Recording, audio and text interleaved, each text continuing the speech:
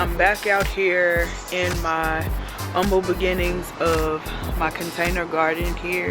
As you can see, I have some seedlings that are growing quite strong out here, but I do have some concerns. One, if you can notice, it's not really sunny. Normally on a good day during this time that I'm filming, it would be full sun out here, and this is exactly where the sun would be hitting, but not today. It's quite chilly outside and the clouds are covering the sun today. So I kind of question, like, okay, one, is it still too early to plant? Even though, you know, everything that I've researched says that the time is now. Every year is different. Every year is different. I am in zone 8A, so based off of my zone, it does say plant now. Another concern is I planted a ginger root tree, which I'll show you in this video. This video right here, I'll show you.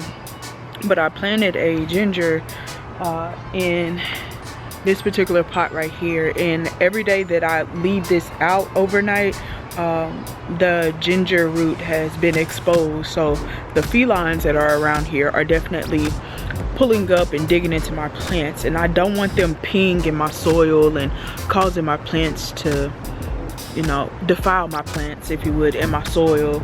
So I'm thinking of a different method to use when it comes to growing my plants. I think I'm gonna bring them indoors, but bringing them indoors will require artificial light, or just, you know, I can't just grow them that way, but I mean, it doesn't hurt to try. Another thing is I am not super confident about them growing in the pots that I have them in. I want to have them individualized and, you know, gain as much nutrients as they can, and I don't feel like they're going to be getting as much nutrients like this, especially with them growing so well. I think it's time for a lot of them to be transplanted. I'm not quite sure how long, you know, you need to wait before they're transplanted, but the way that they look and what they've been through, and they're still succeeding, they're still prospering, I think they're strong enough to be transplanted. So if you are new here and you haven't subscribed yet, I suggest that you definitely subscribe so you can hit the notification bell so you can receive every single video that I post as soon as I post them. That way you'll be able to watch me on this journey and you won't miss that video. I did make a mistake the previous couple of days ago, and I'll link that video right here as well for you so you can go back and watch that. And I was a little worried about my plants because of that. So there's so many factors that so many obstacles that I'm facing currently in the beginnings of my gardening journey this spring of 2023. I'm not giving up, I'm not giving in. I'm going to persist, I'm going to continue, and I'm going to try my best, even if I have to start back over again. I still have time. We're still early enough in the season to where we'll have a decent harvest. We still have summertime to harvest more. And then we also have winter to try again. So I'm using this year as a whole with all 4 seasons to give me an opportunity to get familiar with the soil and get familiar with plants and how they grow and going from seed to harvest, because that's my end all be all. The last concern that I have with these are that now a lot of my plants, and I'll show you while I'm talking, a lot of them are, it might not look like it, but they're yellowing. So if you can see, this one here is a good example. This one was actually hiding in the soil and I had to uncover it off the soil. If it'll focus, but it's not trying to focus right. Oh, there it goes.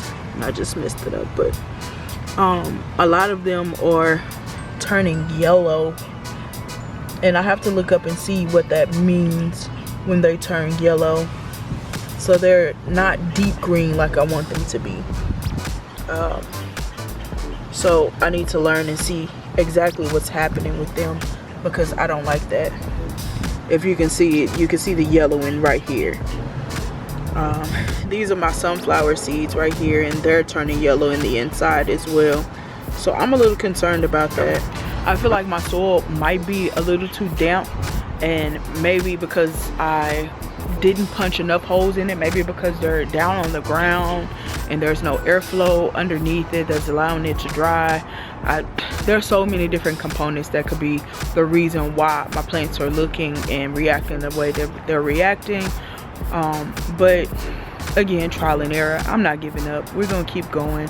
I'm gonna keep trying. I might have to like just try another batch of seedlings in a different type of environment and see how well they do.